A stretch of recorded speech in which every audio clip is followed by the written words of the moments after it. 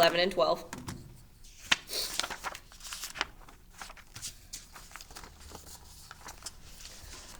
Okay, we're almost done. Problem 17 says the table of the polynomial is shown. Use the table to determine zeros, roots, x-intercepts, and factors. So remember, zeros, roots, and x-intercepts are all the same thing. All right, and we are looking for when y is 0. So that might be something you want to put on your little note card because you're going to have something like this on your test. So y is 0 here, here. This guy doesn't count. X is 0, but I only am concerned about when y is 0. So my zeros, roots, and x-intercepts are -3, -1, and 1. When you put those guys back into factors, you switch the sign. So it's going to be x plus 3, x plus 1, x minus 1. And that's it. Pause your video.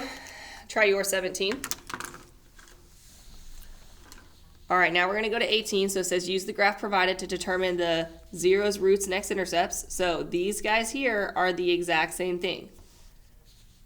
Your zeros, roots, and x-intercepts are all where you're crossing the x-axis.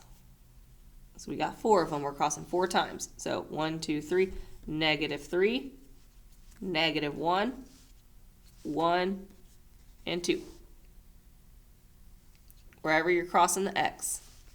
The factors are going to be when you put those back into parentheses. X plus 3, x plus 1, x minus 1, x minus 2.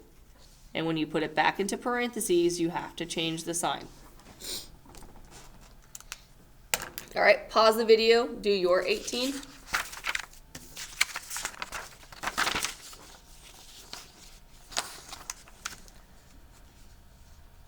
All right, number 19 says determine whether the given expressions are factors of the polynomial. So there are a couple ways you could do this. You can synthetically divide each one of these guys. Okay, so you can take this guy and you can divide. You can put the -1 on the outside and all your coefficients right here. That's probably the longer way. Another way you can do this is by using the calculator.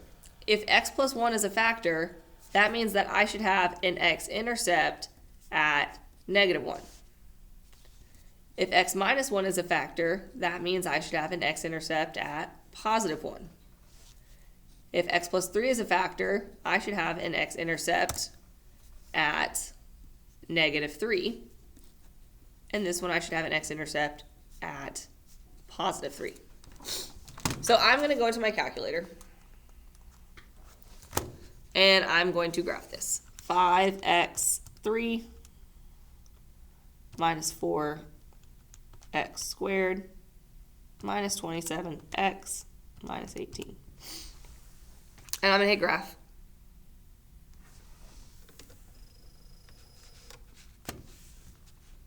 All right. So I can either look at the graph and I also can go to the table. So second graph is the table, which gives you a little bit better of a for sure answer. So at 3, y is 0. So we sure do have an x-intercept at 3. All right, so I'm going to check 1.